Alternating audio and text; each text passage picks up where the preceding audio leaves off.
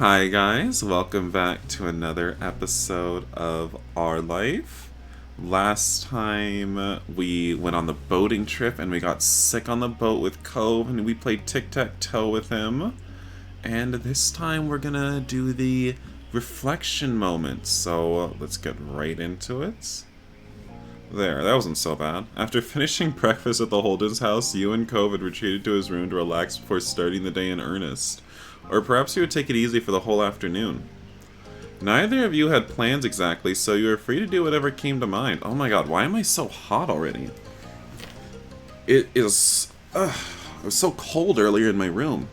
You were leaning against Cove on his bed, you fiddled with the Rubik's Cube Code had around, you stood watching Cove's fish swim idly around their tank. You sat next to Cove on the bed, toying with his hair. Oh my gosh, would I toy with Cove's hair? Oh my god.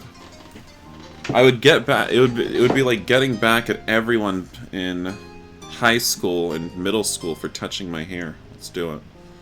You ran your fingers through the short strands, flipping them between your fingers as if you were a hairstylist assessing a new tool.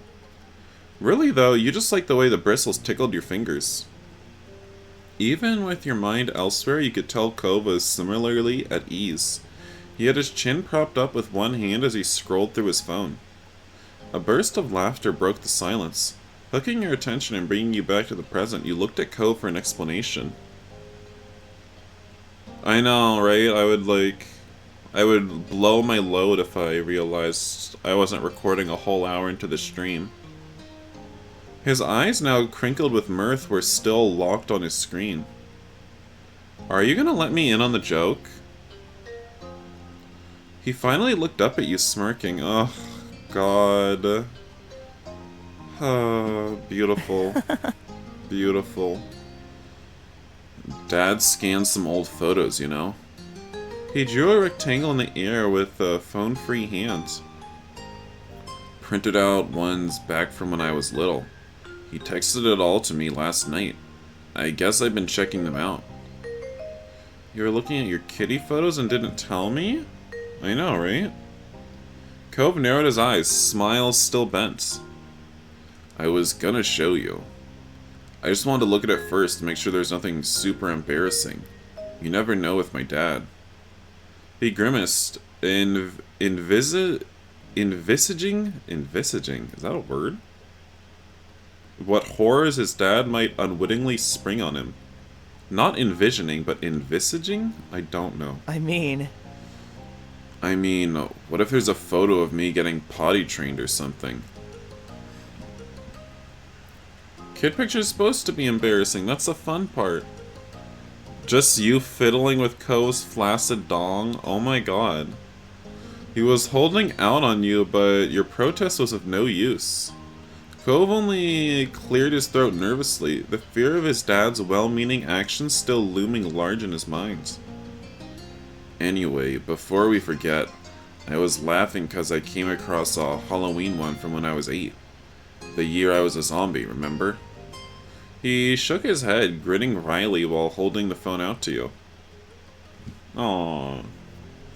I never even liked zombies. All I wanted was to show off my new scar, and it needed to be something scary. I couldn't be a normal person who had a scar, according to my 8-year-old mind. I was a little dork. right? Dad really wanted to be useful as usual. He came up with the idea of being an undead person. It was pretty good, huh? Man, I was so jealous. So good, but my costume was better. Liz was grossed out, Shiloh was terrible. I remember you getting lots of extra candy when the adults realized the scar was real. Yeah. What? You forgot you were playing Camp Buddy? What? Excuse me? It must have been your greatest Halloween haul ever. Cove chuckled at your reply. I can't believe how much larger my scar used to be. He looked down at his arm, a soft smile on his face, and traced what remained of the jagged line with his finger, just as you'd seen him do countless times before. His voice was playful when he spoke again. Look at how tiny it is now. How am I going to pretend to be tough without a big scar? Cove, you've never fooled anyone. You were relieved he accepted and even liked it. It was a definite blow to your street cred. You better not do anything stupid to get a new scar. Yeah, let's just say, Cove, you never fooled anyone. I know. Oops, wrong button. Cove smiled bashfully, pleased with his joke. He ducked his head to look away from you. His fingers were still tracing the scarred patch of skin. I really do like having this, even if it is kind of little these days.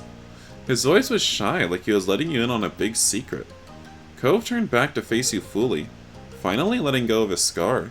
He was happy that the mark was part of him and clearly held meaning for Cove.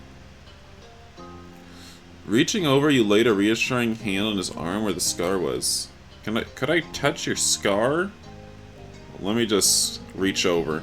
I'll touch it, I don't need to ask. You cupped his arm with your fingers carefully as your thumb ran down the outline of his scar.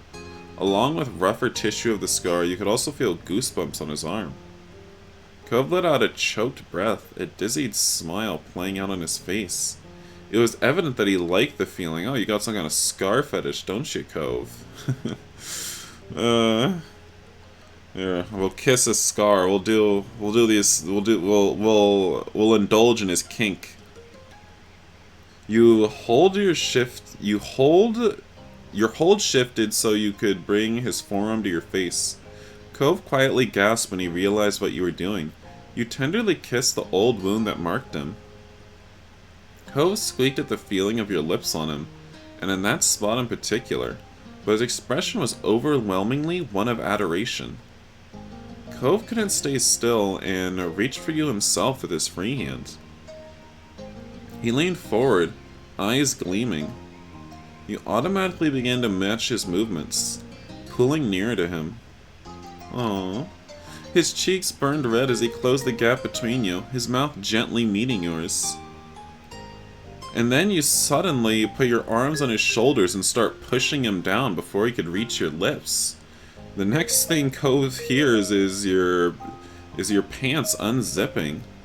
You held onto his arm like a lifeline as you kissed him back, briefly worried that you might drown in the depths of your feelings. Then you opened your eyes, meeting Cove's, and knew that the feeling was mutual.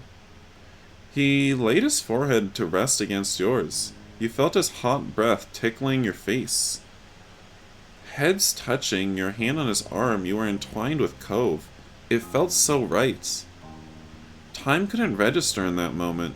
It could have been seconds or minutes, but eventually you straightened up, lifting your hand from his scar.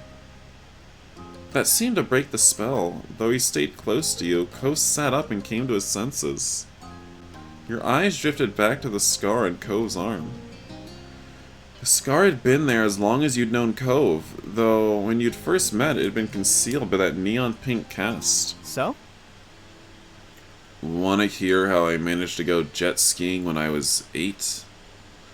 You were initially stunned that he'd guessed what you were thinking. Though, given the topic of the conversation and the direction of your gaze, it was a natural conclusion to reach. Not bothered by your reaction, Cove continued with a shrug. I don't mind telling you, it's nothing special. He rubbed the back of his neck, grinning sheepishly. Mostly, it's just really dumb. You nodded. That was something you'd like to hear more about, especially knowing that no lasting harm could come of it. Cove stared into the distance, lips parted as he readied the story in his mind. So, me, my dad, and my mom were at a party. I don't know if it was a casual get-together or a specific celebration. I hope it wasn't for something meaningful, considering how I ended it. He winced and managed a bashful smile. Anyway, my mom and dad were off doing stuff, talking to people, I guess. I was left with the other non-adults. Most of them were older than I was. Maybe all of them were. His brow furrowed as he tried to recall dusty memories. Then he shrugged again and continued. The older kids were taking turns on jet skis. There weren't enough for everyone to ride at once, so in between turns they were hanging out on the shore. I was meant to just sit there with them and watch. Remembering when you'd first met Cove, you bet that he hadn't been satisfied with that arrangement. He confirmed that suspicion. I was pretty unhappy. It wasn't a party for me, not when all I could do was look at other people have fun when I couldn't. The teens must have realized that, though I never hid when I was pouting as a kid. Only when you were a kid? Cove bristled with embarrassment. It looked pretty sulky to you. Come on, let me finish the story. Oh, Cove. Alright. Cove sighed, letting go of the interruption and picking up where he left off. Well, basically, someone offered to let me ride. I was way too small to drive it myself, but this older kid, they must have been at least 16, said I could sit in front of them while they controlled the jet ski. I knew I wasn't supposed to do anything like that. Still, I figured my parents were doing whatever they wanted, so why couldn't I? I nodded at the person. I remembered the other teens helping me onto the jet ski, along with the one driving. We sped off into the water. Cove smiled widely and wistfully. It was amazing. At first, my hair was flying everywhere as we zoomed, away from the shore. I loved being out on the water like that.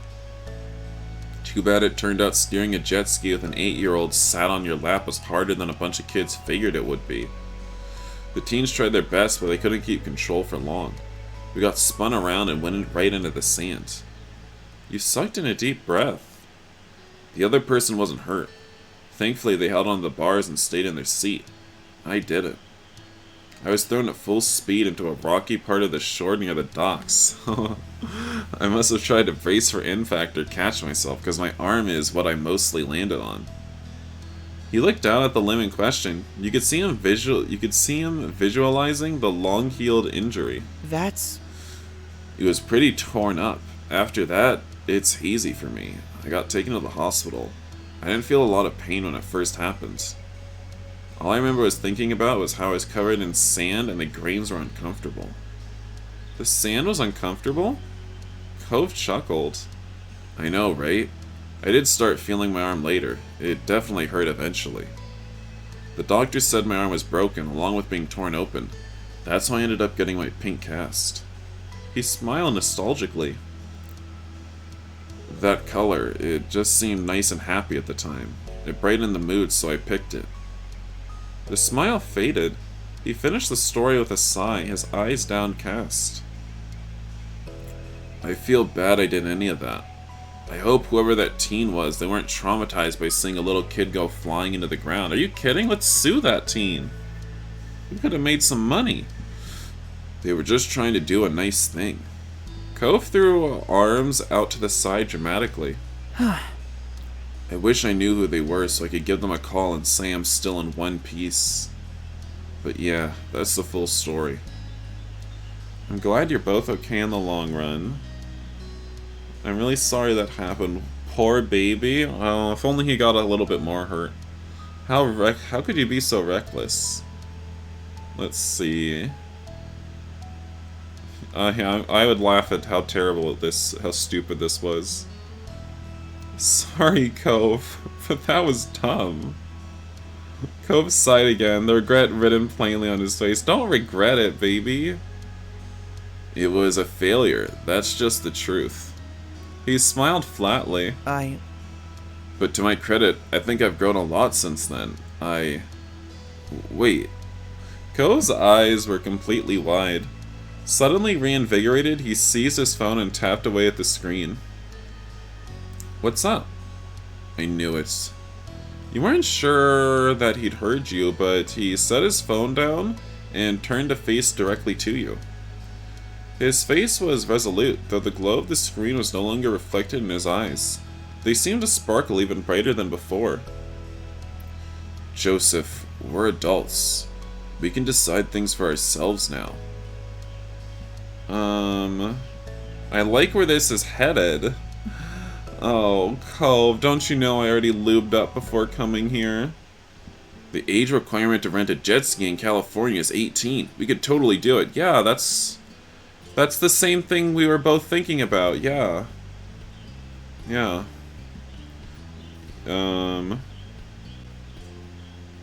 There are more exciting things adults can do, you joked. Color flooded Cove's face. He mumbled a reply. This is still the adult thing I want to do right now. You laughed. He was set to reap the privileges of adulthood, but his behavior right now reminded you more of a little kid. The disconnect between the two of you tickled. Within a moment, Cove had recovered and returned to his serious expression from before. I'll be careful, and I really want you to be there when I try again. Please? His voice was soft and earnest. You could tell how much the request meant to him. You also knew him enough to know that he wasn't going to give up on this idea. Letting him go on his own wasn't an option. I can't refuse those puppy eyes. I actually love jet skiing. I don't love jet skiing, sis. Fine, I'll try. I don't know. Do I get to ride with him, or do I have to ride by myself? If I have to ride by myself, then I don't know if I want to. Cove perked up at once. A grin stretched wide across his face. He was practically bouncing in place. Let's go. You got up and worked as a team to gather everything needed for the trip. Cove's other aquatic hobbies came in handy, and he quickly knitted out everything he'd need other than the jet skis themselves. Cove doesn't know what sex is. Oh. You needed to run back home briefly, having dressed and prepared for a day that didn't involve jet skiing, but soon enough you were both ready and jumping into Cove's car. As you got in, you learned that Cove had used the brief time apart to locate a rental store in his phone. You caught in his eye as you clicked your seatbelts into place. Excited, you held out a hand. Cove slapped it in a high five before setting off. You and Cove soon arrived. The ocean was perfectly... Mateus, you're on drugs. I don't know what you're talking about, but you're wrong. The ocean was perfectly inviting today. The deep blue of the water glittered under the clear sky while the tide rolled in and out at its leisure. Like, I'm sorry I just had to, destroy you like that, but, the truth. That is not the truth. Oh, look at how precious he looks. Oh my god. Oh my gosh. My love. Is this your Kill Bill suit? Let's go. Let's go murder some... Let's go murder some of his wives or girlfriends. Let's do it. I'm so excited for this. You were just as pumped as he was. His excitement was adorable.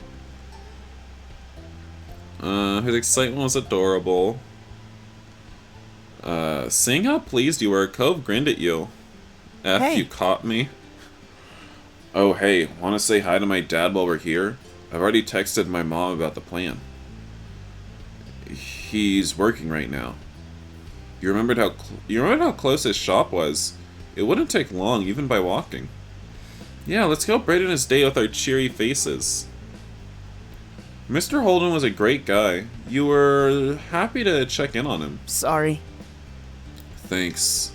Sorry, it might be kinda awkward when he hears why we're here, but it should be alright. I mean, my parents forgave me a long time ago for that amazing stunt. I don't want to be scared of jet skiing for my whole life because of it. You wondered which of you Cove was attempting to reassure. It was only a short walk back down the dock to Mr. Holden's scuba shop. His muscles? Cove breezed in, as familiar with the store as he was with his own home. The place was quiet, empty aside from a couple of customers quietly browsing and Cove's dad behind the counter. Mr. Holden looked up, his friendly expression spreading into a grin when he had seen who had just entered. Hey! Kuro removed the text box so he can see his bulge. Oh my god. Hi, Joseph. Hey, Sport. What brings you all the way out here? He cast an eye at the way the two of you were dressed. Judging by how you're decked out, I'm guessing scuba diving? There's plenty here for that. What can I help you with? Cove chuckled, amused by how quickly his dad seized on a favorite topic. Or maybe it was how his dad always fell over himself trying to be useful. Hi, Dad. We're not doing that this time. We sort of decided to go rent a couple of jet skis. See, he doesn't have too much of a bulge. Maybe he tucked. The phrase jet skis had Mr. Holden's mouth in a taut line immediately. Jet skis. He echoed the words as his eyes instinctively darted to the scar on Cove's arm. That's how... That's when... Mr. Holden started to speak several times, each attempt quickly abandoned. Cove smiled encouragingly, trying not to add to his father's worries. Don't worry about it. I promise I'll be careful, and Joseph will be there too. We always look out for each other. Mr. Holden pinched his face back into an unconvincing smile. Right.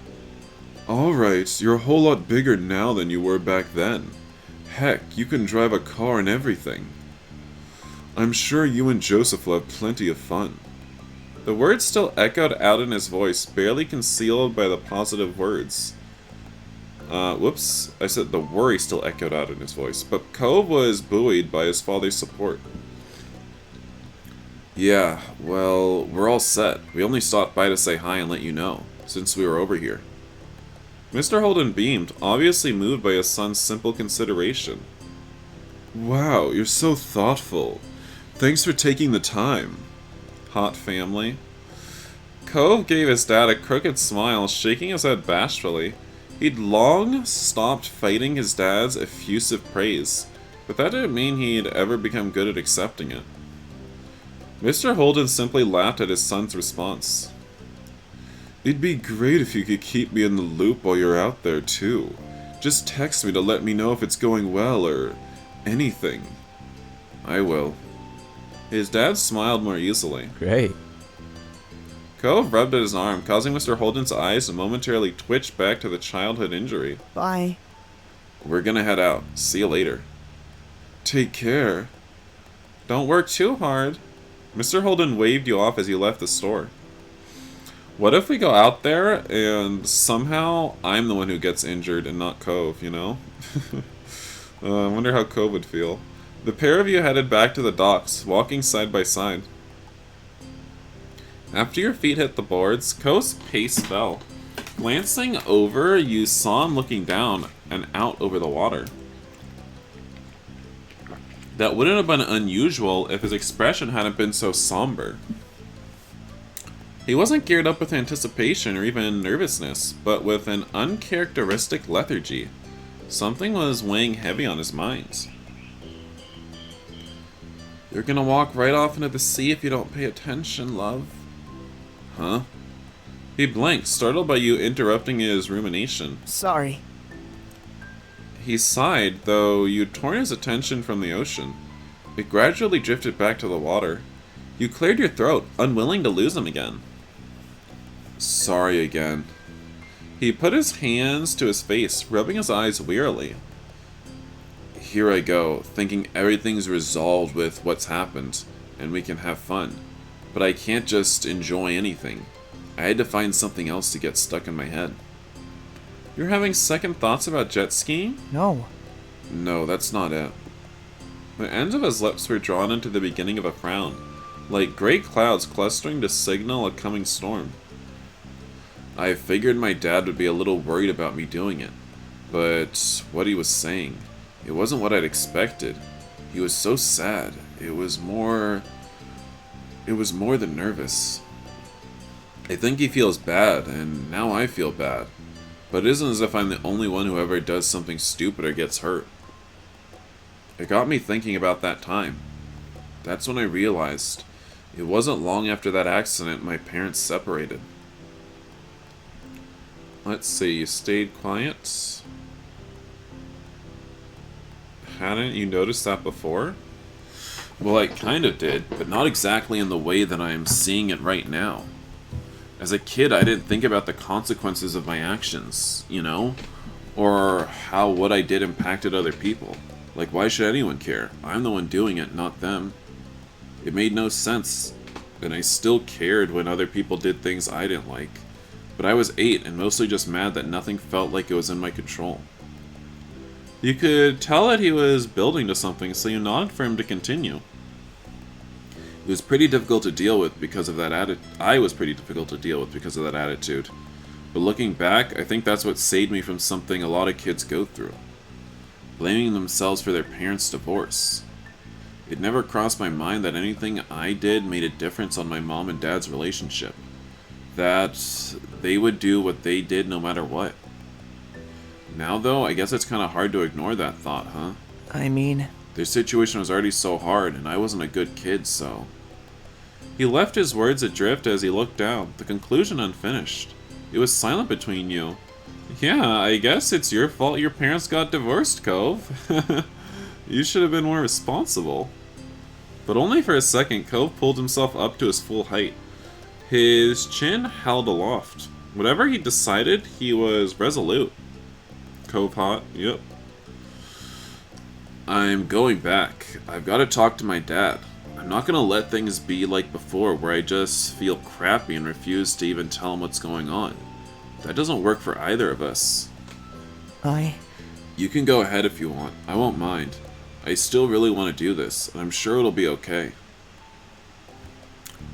I want to stay with you. Oops, wrong button. I want to know all the family drama. We always look out for each other, remember? I love some spicy drama. Cove smiled gently, having wanted that deep down. You know, it's like, I've been there for all the drama in this family. I'm not missing an episode of this soap opera now. Thanks, let's go. You and Cove retook your steps down the docks once more, heading back to Mr. Holden's scuba shop. The customers you'd spotted in there before were now leaving the store, new bags clutched in their hands. You hoped this mean Cove could have his conversation without a public audience. This time, Cove strode inside the shop with purpose. Mr. Holden, still at the counter, glanced up to greet whoever had come inside. He grinned as you approached. How's it going? Hello again. Forget something? Sort of. I forgot a lot of emotional baggage in here. Let's open it up. Cove had reached the counter now. You needed to rush just to keep up with him as he crossed the show floor. Yeah, us eating the chicken while Cove's parents were arguing, that was a good time. That was awesome. Mr. Holden raised an eyebrow, taking in Cove's shift in attitude, and chose his next words with care. Is everything alright? Cove swallowed, not answering initially. Talking openly with his dad was still somewhat new for the son. You knew that he was struggling for the right way to begin. I wanted to ask about what happened. Mr. Holden winced as if the words had struck him physically. The accident.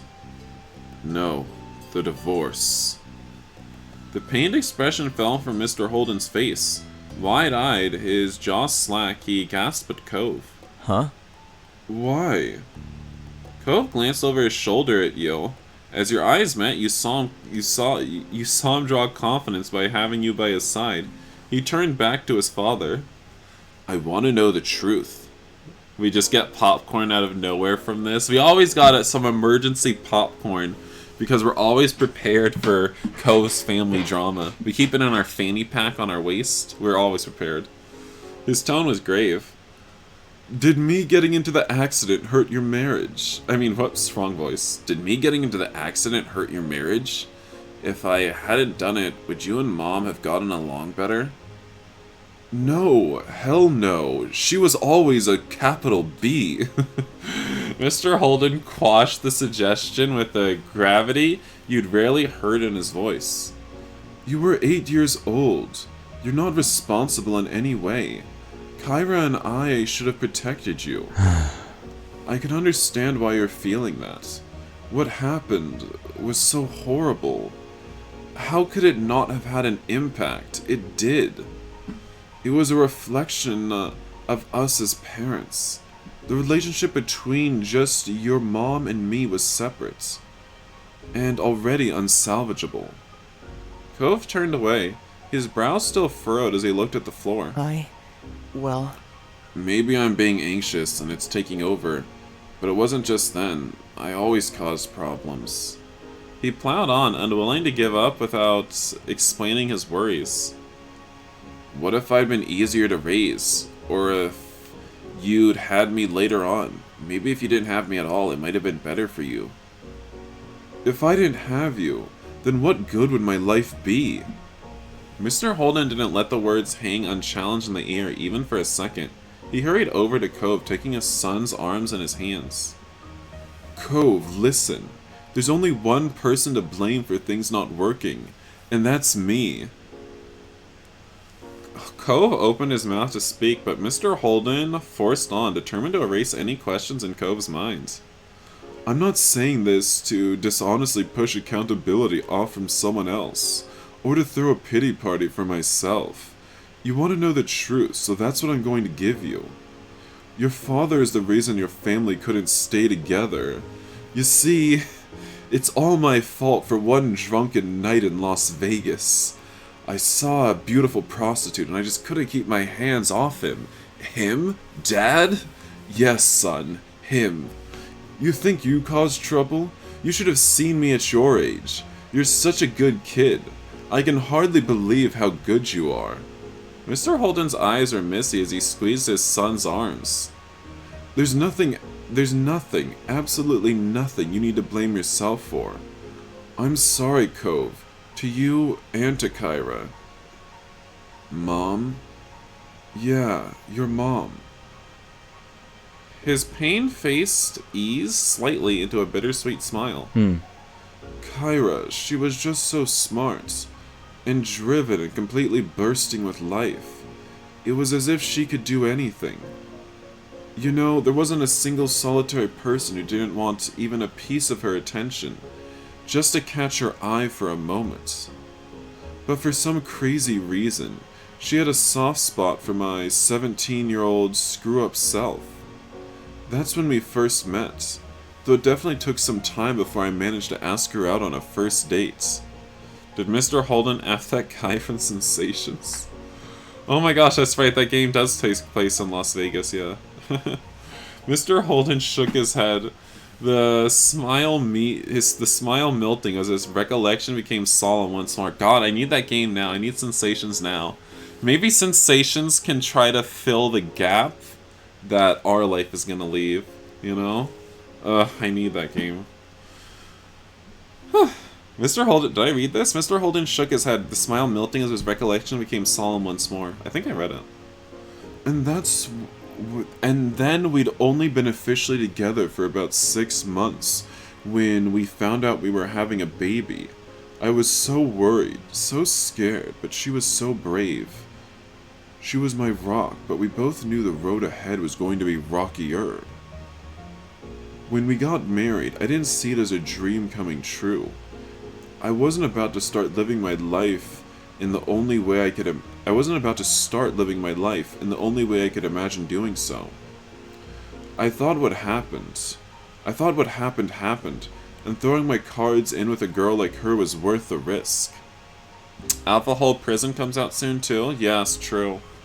True. We got a few things to look forward to. Yeah, I'm not saying it'll fill the emotional gap, but I think it'll be a great game. He grimaced, the sentence sour in his mouth, regretting his past perspective. I had been taking care of myself on my own and getting by. Then all of a sudden I was going to have a wife and a child. So I thought, alright, I better step things up and take care of all of us. And that's what I did. Sort of. He rolled his eyes. I made money, kept a roof over our heads, and put food on the table. But I was always busy, focused on taking care of things, that I didn't stop to consider what anyone else was thinking, or what they actually needed. I made every decision about what I did, and as a result, what happened to the family, by myself, never asking what your mom felt or even wondering if she might have had an opinion. I'd tell Kyra about the great place I'd found or how we'd be moving there in the same breath. Or that I'd spent all our savings and taken out a loan to start this business we're standing in. And even more nonsense. Anything I felt I needed to do, I did. Kyra couldn't even ask where I'd been all day without me rolling my eyes. Obviously, I was 6 inches deep in that prostitute from Vegas. Isn't it obvious? Like she was being a nag. I was making sure we didn't starve. Obviously, right? Couldn't she trust me? He sighed, his head hung low. God. She went to school part-time while raising you, really knuckling down, but that didn't matter to me back then. She could have spent her days lying in bed, not dying, and I would have felt the same. I didn't care. I was going to get it all done on my own either way. It's so stupid. I admired her more than anything when there was nothing at stake. Yet as soon as responsibilities were involved, I couldn't let myself rely on her. He combed a hand through his hair, searching for an understanding of his younger self. I'm not even sure why. Maybe I had something to prove. Maybe I'm the one who didn't trust her in the end. Poor Kyra. She had to spend her every day mentally weighing the pros and cons of putting up with my horrible ideas for the sake of peace, or trying to explain to my blockheaded self what I was doing wrong. It must have been so stressful and frustrating, constantly having to let everything go because I was stubborn and aggressive and absolutely would make a fight out of it. He snorted bitterly.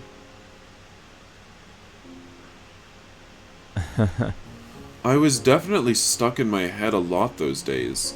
Our relationship at that point was made of arguments and cool tolerance, but I still genuinely didn't see the divorce coming. We'd made it through the first few years, and after that, I never really considered it ending. It was just how life was. In retrospect, it's clear Kyra kept thinking on it more every year, especially because she managed to finish her journalism degree, and with us being more stable, financially that is. She thought of everything. She even timed it right when your school ended for the year, so the process would hopefully be all settled before you had to worry about class again. We were already talking about it before the accident ever happened. I know I took it really hard, being a sad sack all around the neighborhood, but even that's unfair of me. When it shook out, I'm the one who got everything. Kyra didn't want to leave you, Cove. She never would have. I'm certain she felt like she had no choice but to end the relationship. The business was doing really well by then, so I had an easier time making a living. She was between jobs, and when she did get a new job, it meant she'd be traveling all the time. That's why she willingly accepted me having full custody. She didn't get to be there when her child...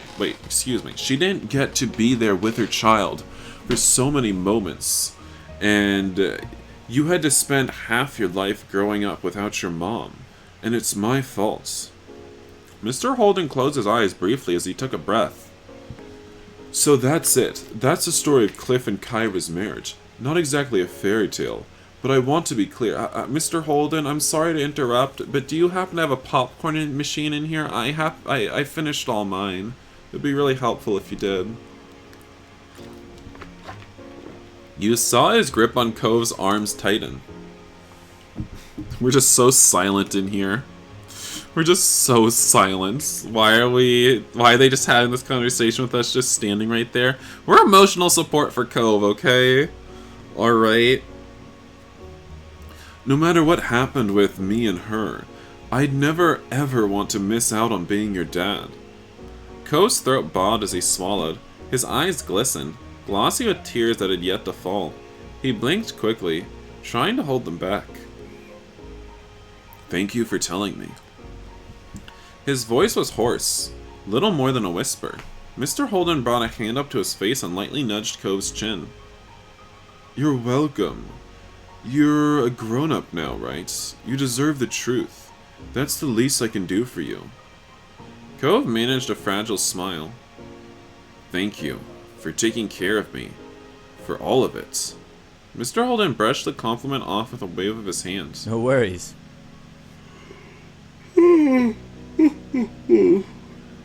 It was nothing. Look at where we ended up. I've got this entire store, a house, friends here, a very thoughtful son. It's all good for me. And you've also got a nosy son-in-law. I'm so glad. His voice was still quiet, and he ducked his head shyly after saying the words. Mr. Holden patted him on the back. You could see the tears in Cove's eyes still shining, threatening to spill over. Mr. Holden put an arm around his shoulders, gently steering him towards the door. You should go have fun. Make some nice memories. Cove's gaze flicked over to you. The watery smile on his face solidified. Alright. Good, now out you go. Mr. Holden nudged the two of you out of the shop. You both walked silently as you made your return to the docks. Cove's face was pensive, clearly still digesting everything his dad said. Cliff is lucky Kyra's nice. She could have taken him for everything he had and he never would have seen it coming. Oh my god. He finally sighed, catching your attention. He hesitantly reached for the bag he had brought and raised it up. Joseph. Yes, Cove. Joseph. Joseph. Joseph. Joseph. Joseph. I want to call my mom. I'm not going to leave her out of things, and I want to know what she thinks about what happened and all of that. He fiddled with the straps of his bag. It still remained closed shut. Okay, but do you have any more snacks? Or at least something to drink? I'm parched after all that buttery popcorn. Should I read that line? I think so. It's not like I don't trust Dad. It's just Mom's thoughts are important too. That's not a bad idea. I bet she'd have some interesting things to add. I bet she has some juicy info on Mr. Holden that your dad didn't want to say about himself. He seemed relieved that you had understood. You knew he didn't want to be a bother with another delay. Thanks. I guess there's no time like the present. Time to just ask. Let's see. You didn't know their marriage was in trouble until she handed him the divorce papers. With that mini pep talk, he finally opened his bag and found his phone. Cove unlocked it quickly and tapped over to his favorite contacts. He called up his mom. Oh my god, is his mom in his top 5? Do you guys remember the top 5, or are you all too young? Your top 5? Is that what they called it? I don't remember.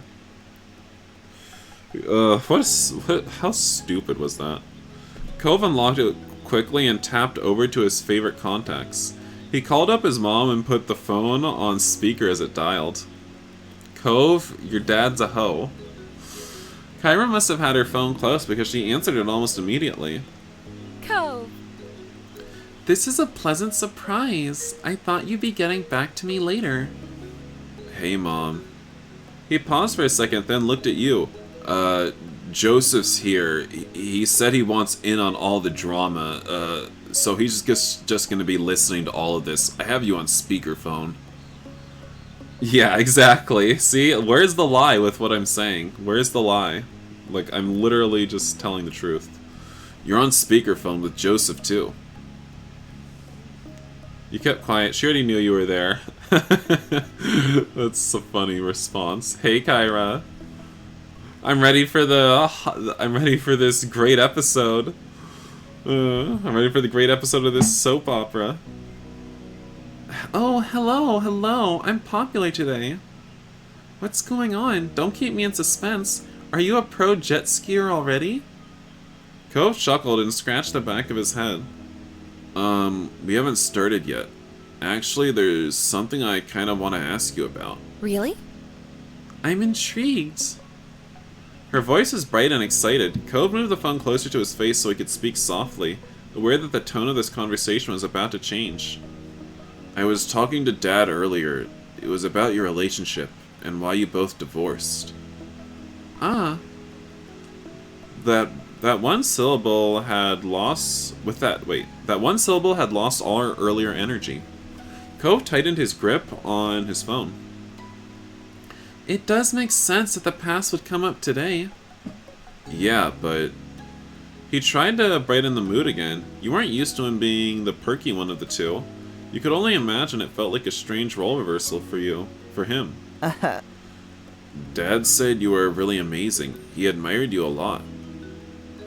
What a flatterer. She sighed wistfully, and you could hear some interference. Maybe she had shaken her head. You couldn't tell for sure. Oh, Cliff.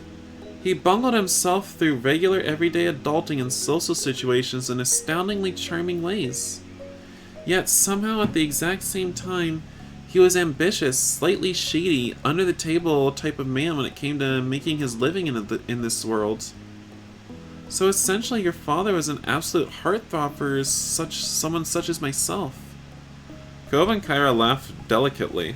The tension was broken into something lighter, more familiar between the two. It's cool you both have nice things to say about each other. I agree, baby. She took a moment before continuing carefully. Do you have questions about what happened? I'm not sure.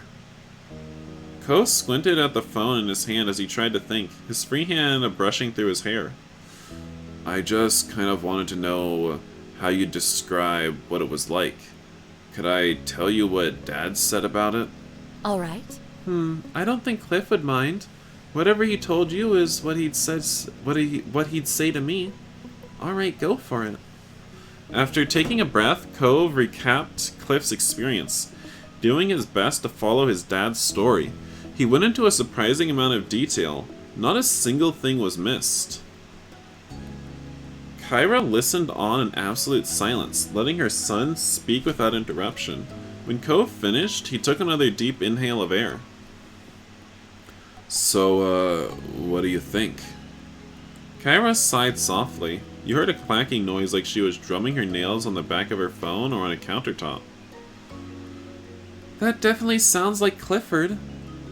It's not exactly wrong, but he doesn't have a total picture. He puts the emphasis on the wrong places, I think. Huh? What do you mean? For starters, Cliff unsurprisingly downplayed himself more than he had to. He did? Cove's eyebrows raised and his face continued to inch closer to the screen. Well, since your dad was so praising of me, it's only fair to return the favor. When Cliff said he was already taking care of himself when he met me, he means he was on his own. Cliff's own parents weren't and still aren't friendly people. They've always had a combative relationship, though him getting into drinking and gambling as a teenager certainly didn't help. At least he didn't. Oh my god, yes. I was about to say that. Oh my god. I was, like, in my head, right before Cove was about to, right when Cove was telling, right when it said, Cove recounted the story to Kyra, I was thinking in my head, if this was medieval times, Cove would have resaid everything Mr. Holden said word for word. I was thinking that. I didn't want to say it, but you said it, so, like, I'll agree with you now. If this was medieval times, Cove would have resaid every word Mr. Holden said word for word. Oh my god. He knew they'd kick him out at 18, so he saved them the trouble and left home at 17. He'd always found a way to make it work, even without support. I met him a few months after that. We hit it off right away. He was exactly what I wanted back then. We dated, and then about half a year later, bam, you were on your way, Cove. She laughed fondly as Cove clung to every word. I bet when they were younger, they wore those disgusting shirts. And we were so happy when we got you. I got the shirt that said, you know those shirts that are, what did they say on them again? It's like,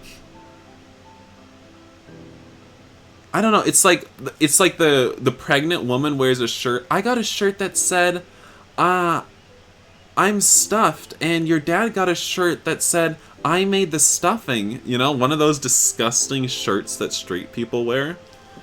Like, something like that. Ugh. Or it's like, I got a turkey cooking inside me. I don't remember. It's disgusting, though. Anyway. I was really optimistic about it all. I couldn't wait to be a mother, and I was more than happy that Cliff was the father who'd be along for the ride. We got married quick before you were born. Cliff's recollection of our wedded dynamic is pretty spot on. He was extremely stubborn and just, well, immature. Highly immature. Her voice raised slightly, and you got the feeling she was thinking back to her memories living with him. She left with the specifics unspoken. Straight people, I know, right? But it's not like I was grown up either. You refuse to believe they were ever that cursed? I don't know, when they were young, I think they might have been. Everyone except maybe Cliff could see our relationship was no good, or at least not good enough yet to commit to. I knew, but I still didn't want to give it up. I wanted to keep the family together. I thought that if we divorced or if we never got together, then we'd ruin your life, Cove. Obviously that wasn't true. I just didn't have enough experience at the time to realize there wasn't only one option for us. Maybe things would have been easier on you if we'd split up when you were still a baby, but it took me years to start figuring it all out. You're straight? Oh my gosh, I'm sorry, Felicia. I'm sorry you were born that way. Cove nodded, even if his mom couldn't see it, thinking hard about something. He was likely remembering his own experiences back then. We were married, but never seriously loved each other. We hardly knew each other. I don't mind that Cliff never viewed marrying me as some kind of dream come true. I honestly just appreciate that he tried giving my hastily made life plan a shot. I was the one who proposed everything after all. Got down on one knee and everything. Pardon your heterophobia. She huffed slightly, something between a chuckle and a sigh. It's very funny and a little sad that Cliff doesn't know why things changed between us. It's obvious to me. I guess he does know deep down. He just never consciously made the connection. It's alright. I'm not even mad he didn't stay the same towards me. Love makes everything different. But you said... I know what I said. She interrupted before Cove could even finish his blurted out interjection. I don't mean Cliff and I. We were just two kids in a relationship that only ever worked when it was easiest. And then you were born. Little Cove James Holden. I loved you immediately, and so did your father. Cove was stunned. His eyes started watering as his mouth clamped shut. The inclination we had towards each other paled in the face of that. Our love to you was the real deal. Cliff was the proudest papa. Then in true Cove fashion, tears began to fall. He stayed silent, but you were pretty sure Kyra knew the effect her words had on her son. Oh, Cove, you big baby. But seriously, do you have any snacks? I'm kind of getting hungry over here. No matter how much time passed, Cliff never got over how amazing it was that such a precious little boy was his. I should have taken pictures of how he'd puff up whenever someone referred to you as his son. She sounded so much cheerier now. A slight smile crept on Cove's face despite his tears. Then again, he still does that now. It wasn't hard to imagine Mr. Holden's it wasn't hard to imagine Mr. Holden lighting up around baby Cove the same way he did with 18-year-old Cove. Oh my god, don't call her Fujoshi, that's offensive. I remember how when a real argument started brewing, Cliff had a habit of walking away to cool off. He wasn't able to handle it. His son seems to have taken after him in that way. You heard her chuckle and Cove looked down, a blush clear on his cheeks. You could just feel her smirk through the phone. She breezed over the next section airily. For our whole relationship, he always ended fights by skipping out on me for who knew how long. I don't think even Cliff knew when he'd come back. That stopped working when you were born. Cliff stopped running. He was still gone a lot for work and we'd still had fights, but he wouldn't leave. You didn't know that was an offensive word? I mean, who wants to be known as a Fujoshi, really? Honestly. I don't know. Instead, he'd go to your room, Cove. If you were asleep, he'd just sulk on the ground by your crib until you woke up. Sometimes he'd pace the room while holding you or sit on the floor and rock you. He'd stay with you until one of us decided we were ready to talk again. We didn't have a lot of furniture back then. That's part of the reason why Cliff was always hanging out on the floor. He really came to embrace it. When our relationship got bad enough that we didn't want to share a bed anymore, he'd always make sure I got to have the mattress. He'd instead set up Spot on a corner of the nursery, just in case you needed anything through the night. He gave you a more private space when you got bigger, but he was still always sure he could be there for you. There was still no denying whether Cliff understands or not. He made his choices without prioritizing me, but it wasn't that he suddenly hated me. To Cliff, I was only a wife on paper. In his mind, I was a cool girl he had dated and generally liked, nothing close to being the light of his life. All his blood, sweat, and tears weren't for himself or me or even the family unit. They were all completely and totally for his baby. Meanwhile, I was doing the same, though in the opposite way. I did take us being married seriously. I was trying to force us together as a couple, so we would be a complete family for our child. You felt like a fly on the wall of a very... You felt like a fly on the wall of a very personal conversation. Cove didn't seem to notice when you looked over at him. His face a complicated patchwork of emotions. Oh my god. For once, the player character is actually like, oh my god, should we be here? I guess. Eventually, I woke up and saw what I was doing. I realized it wasn't going to work, not like that. When I was ready for it, I talked to Cliff about separating and starting out the divorce process. He was shocked by it, and unfortunately, it wasn't too long after you had your accident, Cove. You don't care what people say, you love who you are? Good for you. Proud of you, sis. Joseph, I don't know how much Cove really told you about it, but when he broke his arm, it terrified us all. Oh my god, did you just say my name? Oh my god. I thought you forgot I was even here. Cove, you could have died. Even back then, we knew he'd likely have a permanent scar he'd have to live with forever. Our parenting hurt our child, and he was the one who would have to carry the repercussions. You were a bit taken aback to be referred to directly. You still felt a little out of place, and she seemed completely focused on her son. Cove grimaced, and the hand holding his phone shook. Mom.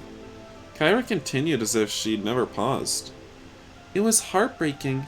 And then on top of it all, we had to put you through your parents breaking up.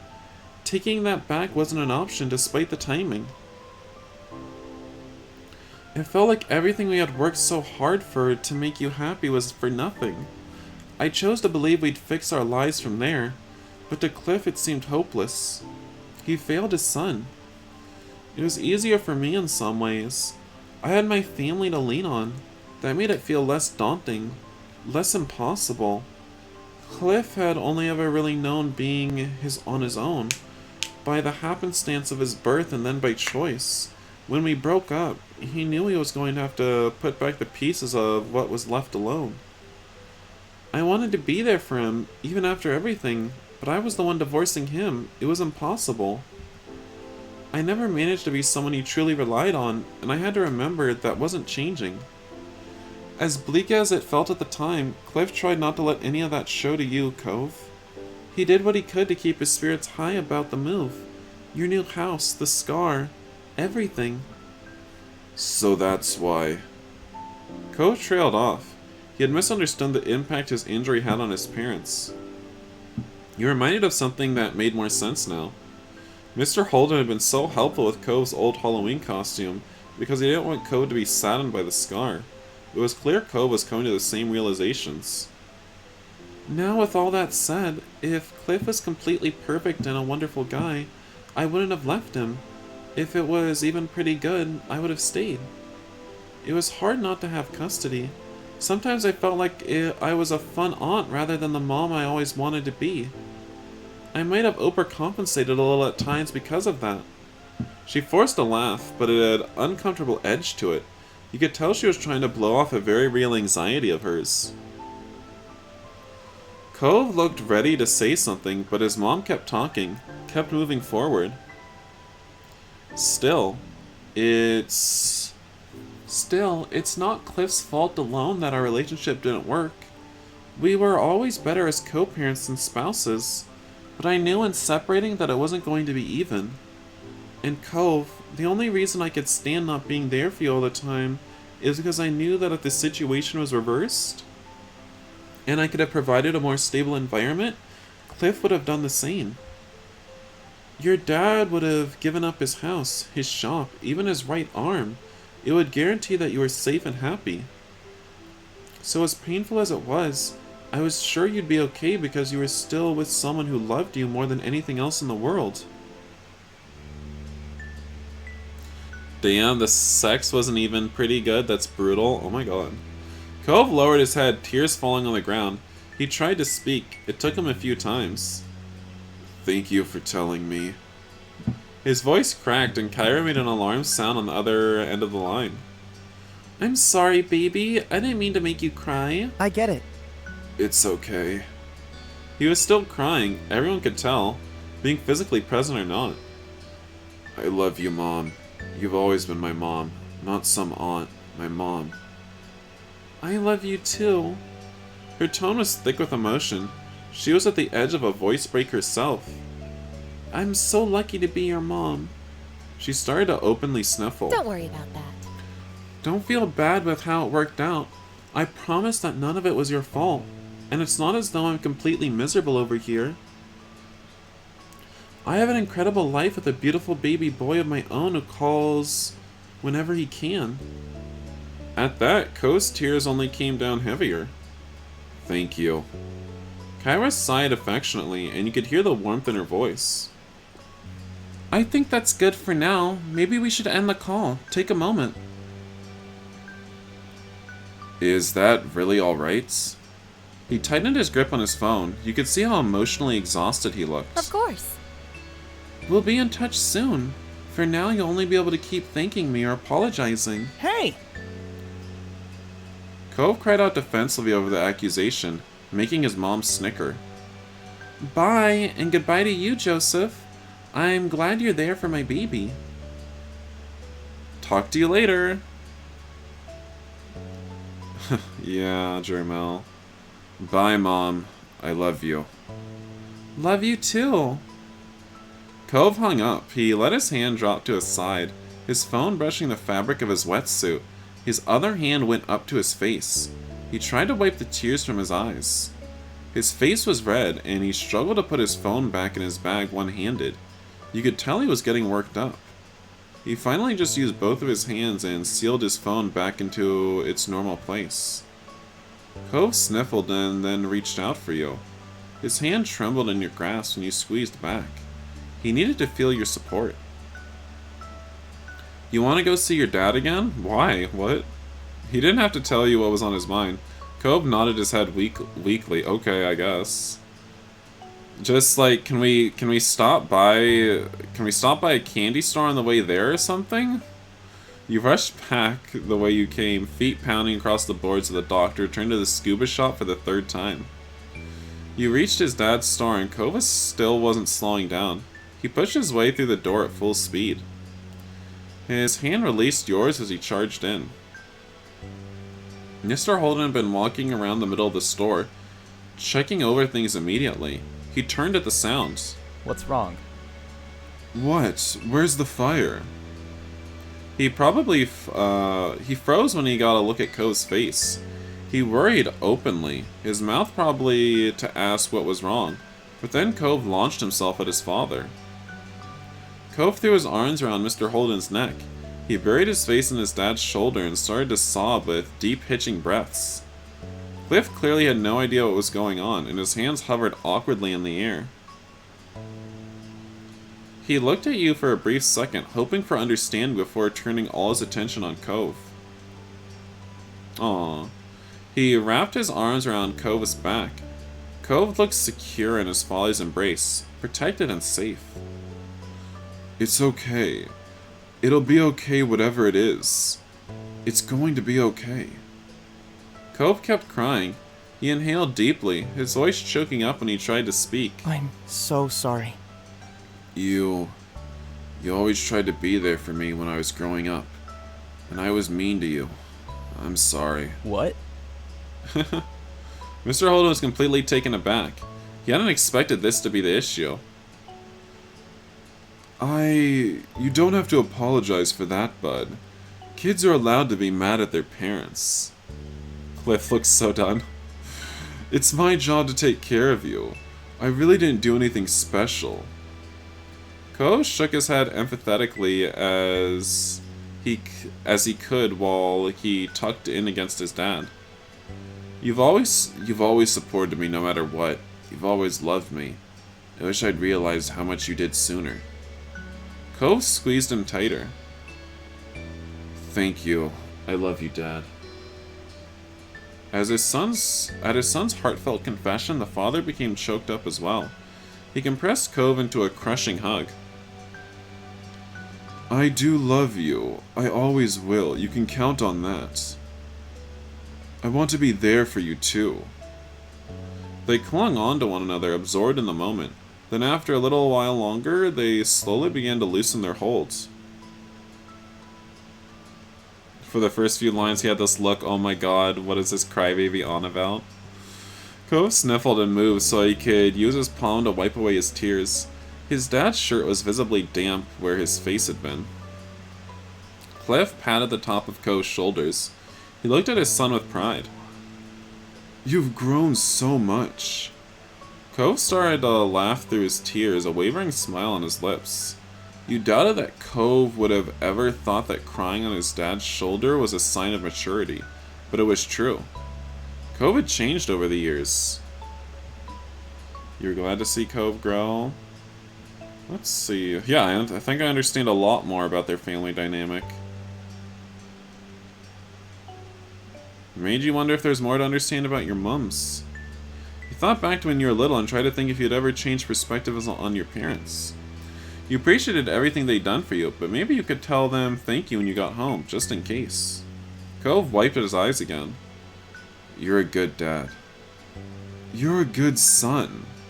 Mr. Holden was plainly touched by the words and beamed at his beloved child. Cove looked away and shyly traced his scar. Cliff chuckled and released Cove to rub the back of his neck. The earlier panic had bled off and left the confusion. I'm glad we had this talk, but what was it that made you cry in the first place? You weren't too bad off when you left before. Oh. Cove ducked his head further down, getting a very good look at the scruff marks on the floor. I called Mom. I wanted to talk to her about all of this. He kicked one of his feet shyly, swinging it back and forth against the ground. Things felt really hard when I was younger, but it wasn't just me going through stuff, Dad. You never give yourself credit. Cliff smiled gently, gripped Cove's shoulders with reassurance. Oh. Kyra is an amazing person to come to my defense.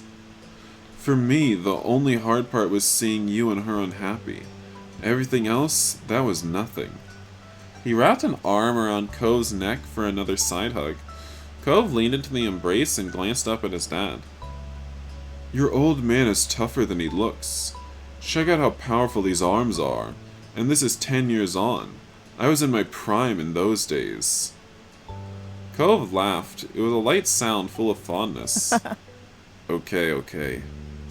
He quieted down a little, finding a quick moment of seriousness. Thanks again, Dad. I know you don't always want me to feel bad, and I'm happy because of everything you did and Mom did. I have a really nice life. Mr. Holden's countenance became much more serious. He didn't take what was said lightly. You're very welcome. That's so good to hear. Then he let Cove go again. This time they both took a step back to their normal proximity. Mr. Holden cleared his throat. He looked at you right in the eyes. That's a relief. I also appreciate that you were here for support, Joseph. What a loyal partner. Cove looked back down, embarrassed. Yeah, that's why I was here. I was just being a loyal partner. I wasn't being a snoopy little bee. Glad I could be here. Better than any drama I've ever watched on. Better than any K-drama, that's for sure.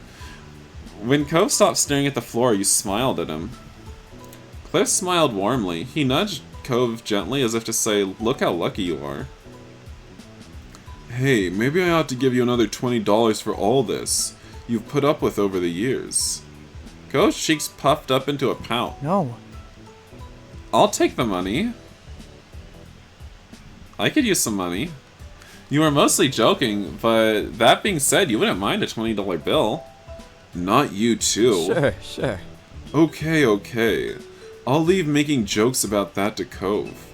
Cove smiled, satisfied at that. Cove, I want to make some mother effing money. Alright. Cove exhaled slowly, his posture relaxing. We better get going. You still have work, Dad, and I think Joseph is impatient enough. I didn't bring him here to watch me cry to my parents.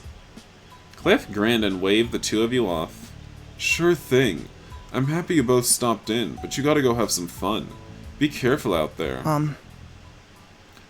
I don't need to go jet skiing anymore. Joseph, if you still want to go, I don't mind watching. What? Didn't we already rent the thing? Excuse me? No way. You are a mature young man, and if you want to jet ski, then you should go out and jet ski. I'll still be here if you need anything, right? Yeah, okay. Let's get a move on already. Cove waved to his dad as he started walking out. You followed. When you turned back to Mr. Holden before you went out the door, he was waving. Bye, kids. You'll do great. Once again, as had become today's habit, you and Cove walked down the dock side by side, but this time Cove had a bounce back in his step. His smile was soft but radiant. Thanks for staying, and sorry how long it took. I was curious anyway. Really? You nodded seriously. It had been a bit of a mystery for years at this point. Today was a day of revelations, and you didn't mind. He sidestepped to lean closer to you and wrapped his arms around you. You relaxed into his embrace as he held you tightly. You hugged him back. You could smell the scent of the ocean on the breeze and feel the warmth of his chest. You exhaled and took a step back, his face a dazzling smile. The water lapped at the dock beneath your feet. Cove looked down when a particularly strong wave crashed against it. It's weird to think about my parents in a relationship, but there's all this stuff that I didn't know because I wasn't there, or because I was just a kid, or because I didn't even exist yet. It feels really complicated. Relationships are complicated. I know what you mean. Yeah, relationships are complicated. You agreed with him. Connections to other people were as varied as there were waves in the ocean. Cove nodded without elaboration. He looked down into the ocean wistfully for a moment before he shook it off. It's nice. I'm happy they were married, even if they didn't stay together in the end. I'm happy that you're all peppy again. Peppy? That's right. If you say so. Oh my god. You asked him what he thought about marriage for himself now. Are you scared of it? What? Marriage, you know, because of your parents' history. You talked about your future together before, but now that you had more context for what Cove experienced in his family, you couldn't help but specifically ask about marriage. Cove shook his head shyly. He didn't hesitate for a second. No, surprisingly, I don't have issues about the idea of getting married someday. You looked at him, not bothering to hide your intrigue. He chuckled self-consciously at the reaction he got. I mean... Don't get me wrong, trying to actually propose would be terrifying, but I'm sure planning a whole wedding would be so hard, especially for me. But... Relationships are difficult, looks Cove right in the eye. Just the thought of having someone I love that much, that I was married to, that I'd spend the rest of my life with, that doesn't scare me. It actually makes me happy to think about. Both of you snuck smiles at each other. The color of his cheeks deepened as his voice grew smaller. Are you thinking about how you might want to get married sometime? Yeah, Baxter's been dropping a lot of hints. Yep, I'd like to get married. It was freeing to admit that to Cove of all people. You may not have filled in the final blanks, but you knew those words meant marrying him is what you wanted. Cool. That's cool. Marriage is, you know, nice. He let out a trembling laugh, desperately searched for a way to calm his obviously rising nervous tide.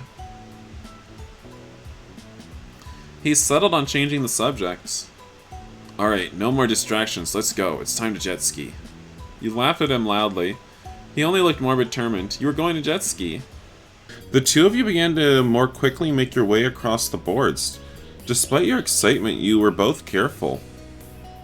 Neither of you wanted an accident, especially after what happened with Cove's first jet skiing trip. You finally got to the rental place. You were surprised at how easy the process was. Sounds nice. Yeah, it is. It took no time at all for Cove to climb on his jet ski with shaky legs. Alright, can't I just ride with Cove? Like, if I was really out here, I would ask to ride with him. I wouldn't want to do my own. Right? Whatever. We rented our own. You'd spent this entire time wanting to jet ski and were thrilled to finally climb onto one. It was lime green with blue detailing. The jet ski rocked slightly as you got on, bobbing with the waves. You looked across to Cove. He sat motionlessly astride his jet ski, preparing himself to start it up. Even from your distance, you could tell his hands were clamped onto the handles too tightly. He was stiff and nervous. Did we need to, like, do a jet ski class before this? Like, seriously. Did we need some jet ski certification before we got on these jet skis? Because we're just getting on them. I don't think we did, because literally this morning we just called a jet ski place and rented out some jet skis. How many times can I say the word jet ski? Anyway, this just looks like it's going to end well. And badly. Anyway, go, Cove, you can do it. You cheered him on. I so wanted to actually say something mean and tease him. I so wanted to say, are you going to chicken out now? But I resisted the evil urges inside me. I resisted those evil urges.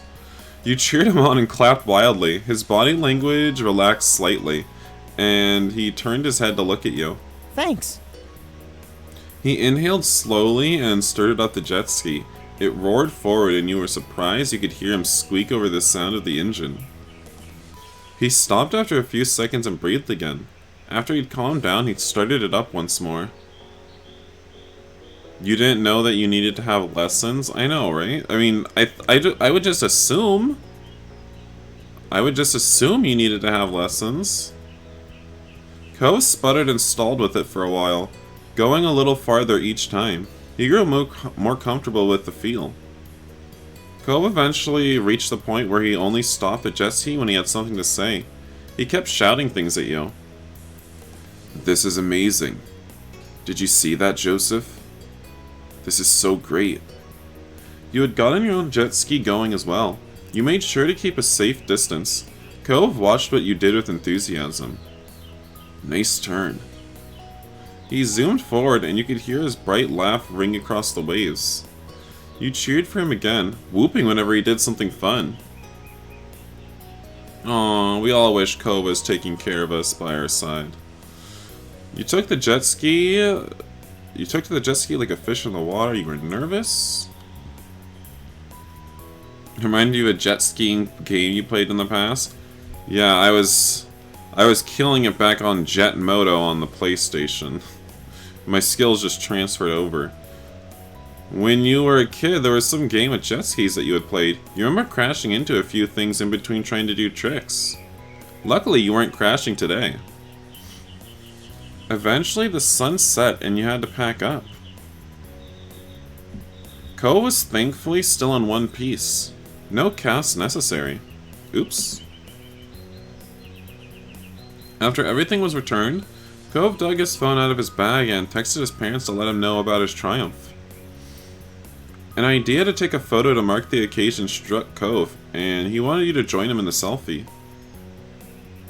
You got into a silly pose, you showed off your best angles, covered your face in embarrassment. Alright, let's be an Instagram bitch. Oh god, we gotta show off our best angles. It's pose. You posed and Cove tried to follow your lead. You took a few pictures and you pointed out the best one. You liked how it turned out, and he sent it to you. It would be a nice memory. Yeah, a nice memory for some clout on the social.